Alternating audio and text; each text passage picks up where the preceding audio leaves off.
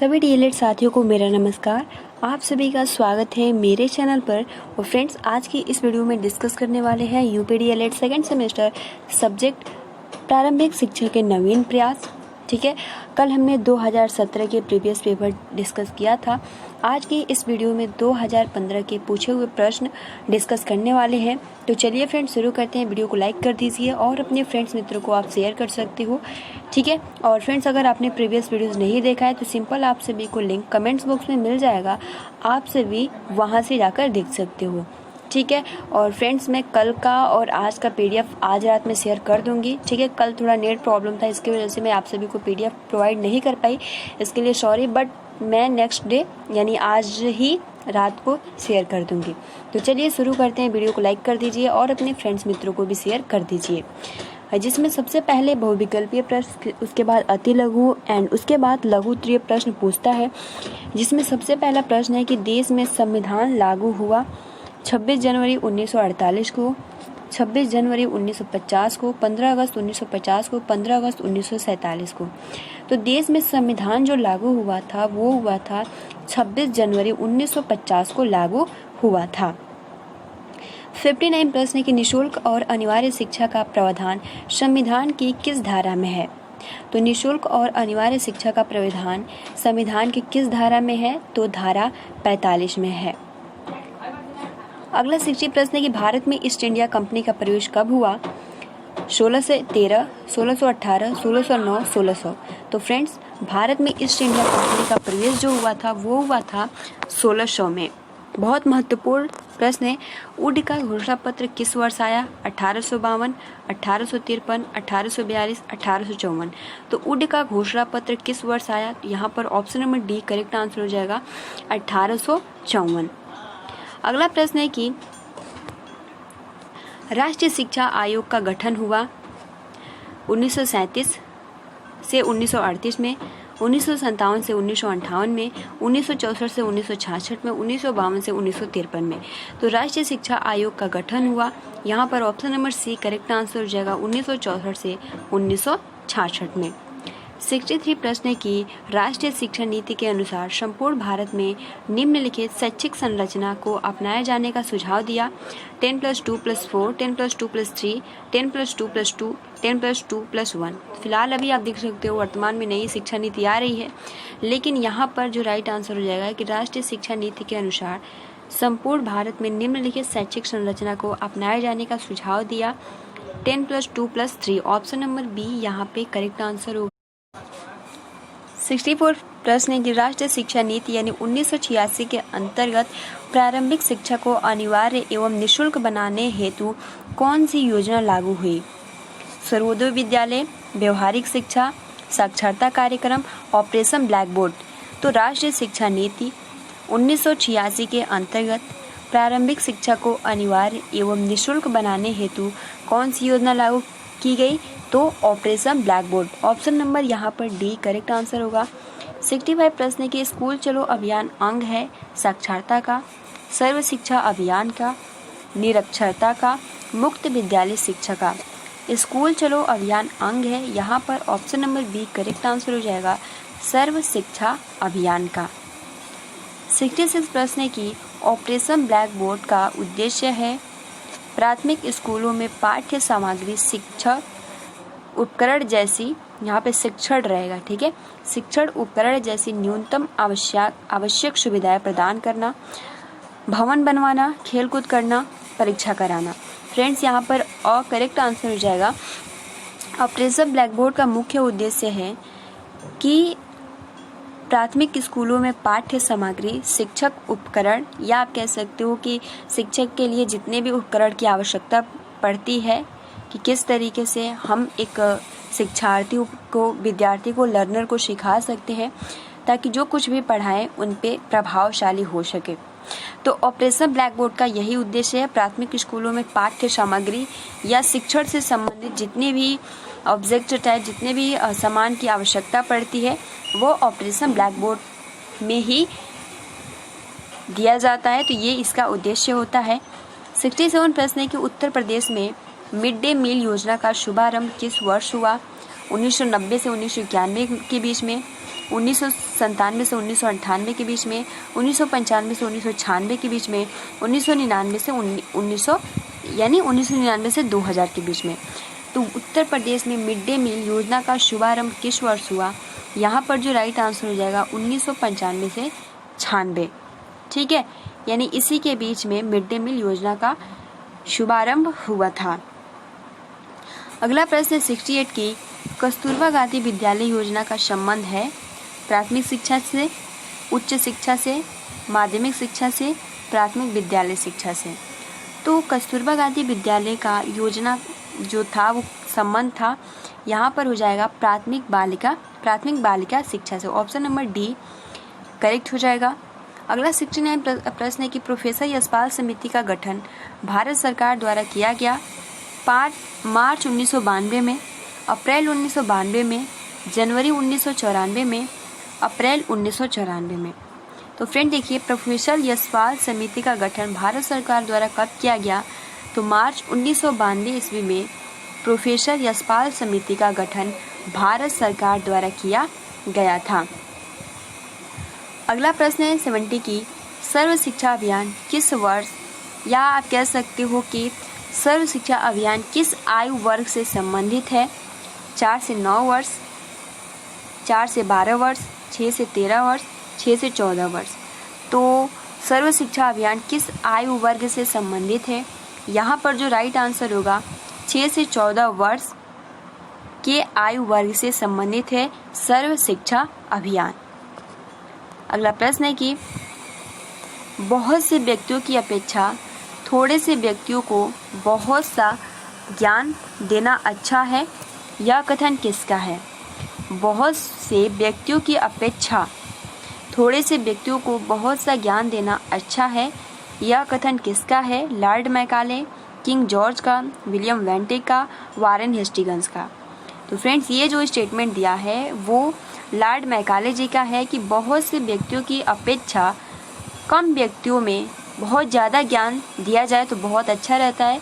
ये जो स्टेटमेंट है ये लॉर्ड मैकाले का है। अगला 72 प्रश्न है कि संपूर्ण साक्षरता अभियान का प्रेरक वाक्य है एक पढ़ाए एक, सब एक पढ़ाए दो, दो पढ़ाए दो, सब पढ़ाए सब। देखिए फ्रेंड्स यहाँ पर जो राइट आंसर हो जाएगा संपूर्ण साक्षरता अभियान का प्रेरक वाक्य है। यहाँ पर देखिए बहुत ज़्यादा इसमें कन्फ्यूजन होता है, सब पढ़ाए सब, एक पढ़ाए एक। हमने पहले भी इस टॉपिक पे आई थिंक डिस्कस किया था, ठीक है। तो उस टाइम हमने बोला था सब पढ़ाए सब, लेकिन फ्रेंड्स आप सही कर लीजिएगा, संपूर्ण साक्षरता अभियान का एक प्रेरक वाक्य है एक पढ़ाए एक, ठीक है। तो ये यहाँ पर फर्स्ट बिल्कुल करेक्ट, ठीक है, आप इसको बना लीजिएगा सही, यहाँ पे फर्स्ट करेक्ट आंसर हो जाएगा। अगला जो आपका यहाँ से आपका लघु उत्तरीय प्रश्न स्टार्ट हो गया है, ठीक है। लघु उत्तरीय और अति लघु दोनों एक में ही है, मिक्स है। देखिए प्रश्न है कि बच्चों के अधिकार के संबंध में मुख्य प्रावधानों का उल्लेख कीजिए। तो कौन कौन से प्रावधान है, क्योंकि ये लघु उत्तरीय है तो इसमें किस तरीके से, क्योंकि आप देख सकते हो इतना ज़्यादा दिया है तो आप इसको किस तरीके से लिख सकते हो। सिंपल क्या करना है, सबसे पहले मैं बता देती हूँ, ठीक है, इसके बारे में कि है क्या। उसके बाद मैं बताऊंगी कि आप 2 से 3 4 लाइन में, ज़्यादा नहीं, 4 लाइन से आपको ज़्यादा नहीं लिखना है, किसी भी क्वेश्चन का आंसर 4 लाइन से ज़्यादा नहीं लिखना है जो लघु उत्तरीय है। तो यहाँ पर पूछा है कि बच्चों के अधिकार के संबंध में मुख्य प्रावधानों का उल्लेख कीजिए। तो संयुक्त राष्ट्र संघ बच्चों के लिए भी उतना ही चिंतित है जितना बड़ों के लिए। इसी चिंता के चलते इस संघ ने अपनी महासभा की 20 नवंबर 1959 की बैठक में बच्चों के हकों का एक घोषणा पत्र जारी किया और लंबे समय के बाद 20 नवंबर 1989 को संघ में शामिल देशों ने इस पर अपनी पूरी सहमति दी। इस घोषणा पत्र पर हस्ताक्षर करने वाले देशों में भारत भी शामिल है, ठीक है। तो यानी सबसे पहले बच्चों के अधिकार के लिए किसने किया है, तो संयुक्त राष्ट्र संघ ने किया है। इसकी घोषणा पत्र कब जारी की, बच्चों के हक के लिए जो संयुक्त राष्ट्र है, ये महत्वपूर्ण प्रश्न है कि बच्चों के हक के लिए जो संयुक्त राष्ट्र है इसकी घोषणा पत्र कब जारी किया, तो 20 नवंबर 1959 की बैठक में बच्चों के हक के लिए घोषणा पत्र जारी किया गया, ठीक है, जो कि बहुत ही लंबे समय के बाद 20 नवंबर 1989 को संघ में शामिल देशों में इस पर अपनी पूरी सहमति दी। घोषणा तो 1959 में ही हुआ था, लेकिन अपनी पूरी सहमति जो दिया गया वो 1989, इसीलिए लंबा, बहुत ज़्यादा लंबा टाइम था ठीक है। इसलिए यहाँ पे देखिए बच्चों का अधिकार, हम जानते हैं कि बालक तथा बालिकाएं ही प्रत्येक राष्ट्र का भविष्य होता है, किंतु वर्तमान युग में अनेक राष्ट्र तथा समाज ऐसे हैं जो कि इस बाल वर्ग के प्रति उदासीन हैं। उन्हें भविष्य का उच्च नागरिक बनाना तो दूर, उन्हें प्राथमिक शिक्षा भी प्रदान नहीं कराई जा रही है। इसके अतिरिक्त इस बाल वर्ग के विभिन्न कार्यों से शोषित किया जाता है। हम उपरोक्त शीर्षक के अंतर्गत इसी वर्ग की समस्याओं तथा उनके निवारण से संबंधित विभिन्न विधियों का वर्णन करेंगे। यह विवरण निम्नलिखित है, ये लिखने की बिल्कुल भी आवश्यकता नहीं है। देखिए यहाँ से सन 1948 में मानव अधिकारों के घोषणा पत्र के अनुच्छेद 25 में माँ और बच्चे के विशेष संरक्षण और सहायता की ओर ध्यान दिया, जिसे 20 नवंबर 1989 को पारित किया गया, जिसका अनुसमर्थन भारत सहित 191 देशों में किया गया और इस प्रस्ताव को 54 मानव अधिकार दिए गए। इस घोषणा के अनुसार उसकी बुनियादी आवश्यकताएं जैसे कि पोषण, शिक्षा, स्वास्थ्य आदि, जीने का अधिकार, विकास का अधिकार, सुरक्षा का अधिकार, सहभागिता का अधिकार प्रत्येक सरकार को पूरे करने होंगे और बालकों के श्रम का प्रतिषेध एवं उनको प्रदत्त संवैधानिक प्रत्याभूति के रूप में संविधान का अनुच्छेद 14, 15, 3, 21, 24, 29 अंग 39 का 41, 45 एवं 46 में विशेष महत्वपूर्ण है।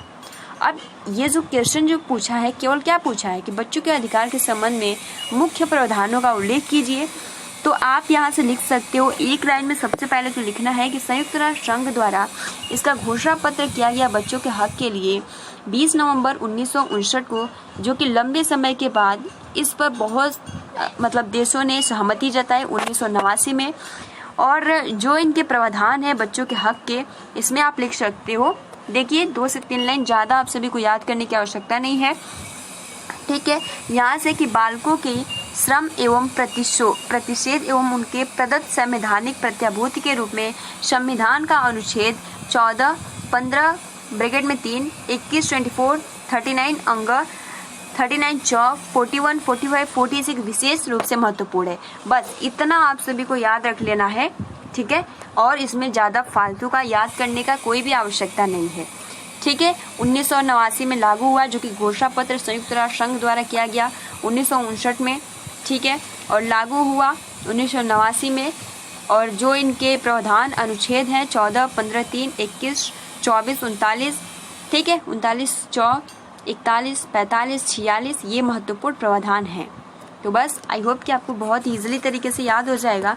अब देखिए अगला जो प्रश्न है कि संयुक्त राष्ट्र संघ द्वारा घोषित बच्चों के अधिकारों का वर्णन कीजिए, या बाल अधिकार कब और किसने निर्धारित किया। जस्ट मैंने अभी बताया, संयुक्त राष्ट्र संघ ने, और 1989 में इसको निर्धारित किया गया। तो BTC 2015 में सिर्फ यही क्वेश्चन पूछा है, इसमें ज़्यादा कुछ याद करने की आवश्यकता नहीं है। शिक्षा का अधिकार मुख्य विशेषताएं लिखिए। तो शिक्षा का अधिकार अधिनियम की मुख्य विशेषताएं क्या हैं, आइए जानने का प्रयास करते हैं। इस अधिनियम की मुख्य विशेषताएं निम्न प्रकार, जिसमें पहला, राज्य सरकारों व स्थानीय निकायों द्वारा ये प्रयास किए जाए कि बालकों के निवास से कि जो स्कूल की दूरी है वो 1 किलोमीटर परिधि के अंतर्गत ही होना चाहिए, ठीक है, और ताकि 6 से 14 वर्ष के बालक बिना किसी असुविधा के विद्यालय पहुंच सके। सेकंड की 6 से 8वीं कक्षा तक के लिए 3 किलोमीटर का दूरी होना चाहिए जो भी स्कूल है। प्रत्येक विद्यालय को कुछ न्यूनतम आधारभूत शैक्षणिक संरचना उपलब्ध कराई जाएगी, जिनमें मुख्यतः विशिष्ट योग्यताधारी अध्यापक, खेल कूद के मैदान, पेयजल, यानी ये सब कुछ उनको प्रोवाइड किया जाएगा। तो बस इतना अगर आप याद कर लेते हो शिक्षा का अधिकार तो बहुत ज़्यादा है, इसमें ज़्यादा फालतू याद करने की कोई भी आवश्यकता नहीं है। देखिए अगला जो प्रश्न है, शिक्षा का अधिकार की मुख्य विशेषताएं क्या है, वही आपका क्वेश्चन रिपीट हो गया है, ठीक है। ये थोड़ा ब्लर दिख रहा है, थोड़ा नीचे स्क्रॉल करते हैं। देखिए 9वां प्रश्न है कि बाल शिक्षा अधिकार अधिनियम के अंतर्गत क्या निजी ट्यूशन की छूट रखी गई। तो देखिए सरकारी स्कूलों में गुणवत्ता युक्त शिक्षा उपलब्ध कराने के लिए कई प्रावधान किए गए हैं। शिक्षकों को निजी ट्यूशन चलाने की छूट नहीं होगी, यानी जो शिक्षक होंगे, ठीक है, वो अलग से निजी ट्यूशन, या आप कह सकते हो अलग से उनको पढ़ाकर पैसा लेंगे, इसकी छूट नहीं थी, ठीक है। साथ ही शिक्षकों का गैर शिक्षण गतिविधियों में भी शामिल होने से रोका जाएगा, ठीक, यानी जो उनका पाठ्यक्रम है उसी से रिलेट करके पढ़ाना है, ज़्यादा बाहर का कुछ भी पढ़ाने की आवश्यकता नहीं है। ठीक है, अब देखिए अगला जो प्रश्न है कि मिशनरी स्कूलों की विशेषताएं बताइए। मिशनरियों द्वारा स्थापित विद्यालय अनेक बातों में तत्कालीन देशों विद्यालयों से पृथक होते हैं। इनके द्वारा भारतवर्ष में नवीन शिक्षा प्रणाली का जन्म हुआ। उनमें पाई जाने वाली विशेषताएं जो है वो निम्नलिखित हैं।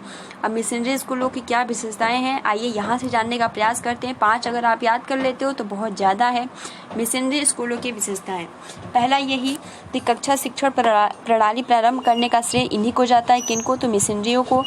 आधुनिक शिक्षण विधियों का प्रयोग किया जाता है, मिशनरी की ये भी विशेषता है। प्राथमिक स्कूलों में शिक्षा का माध्यम भारतीय भाषाएं थी, ये भी इनकी विशेषता है। इन स्कूलों में ईसाई धर्म की शिक्षा अनिवार्य रूप से दी जाती थी। ठीक है, इन स्कूलों में पाठ्यक्रम व्यापक था। बालकों को पुस्तक तथा लेखन सामग्री निःशुल्क प्रदान की जाती थी। बालकों को योग्यता के आधार पर विभिन्न कक्षाओं में विभाजित किया जाता था। ठीक है, तो ये आप बहुत ही आसानी के साथ याद कर सकते हो। तो फ्रेंड्स, आज के लिए इतना ही क्वेश्चन डिस्कस करते हैं। जितने भी क्वेश्चन हैं 2015 के पूछे हुए क्वेश्चन थे। ठीक है, और भी क्वेश्चन हैं, लेकिन फिलहाल आज के लिए इतना ही। हमने प्राच्य एवं पाश्चात्य विवाद पहले भी डिस्कस किया था। ठीक है, प्राच्य क्या होता है, पाश्चात्य क्या होता है। प्राच्य वो होता है जो ऐसे लोग जो प्राचीन यानी वो चाहते थे कि जो भी शिक्षा दी जाए वो अपने लैंग्वेज में दी जाए, लेकिन जो पाश्चात्यवादी थे वे चाहते थे कि इंग्लिश लैंग्वेज में दी जाए, तो इसलिए विवाद हुआ था। तो यही सिंपल पूछा है कि प्राच्य एवं पाश्चात्य विवाद क्या है। तो फ्रेंड्स, आज के लिए इतना ही क्वेश्चन डिस्कस करते हैं जो कि एग्जाम के पॉइंट ऑफ व्यू से बहुत ही महत्वपूर्ण है। वीडियो को अभी तक आपने लाइक नहीं किया तो प्लीज़ गाइस लाइक कर सकते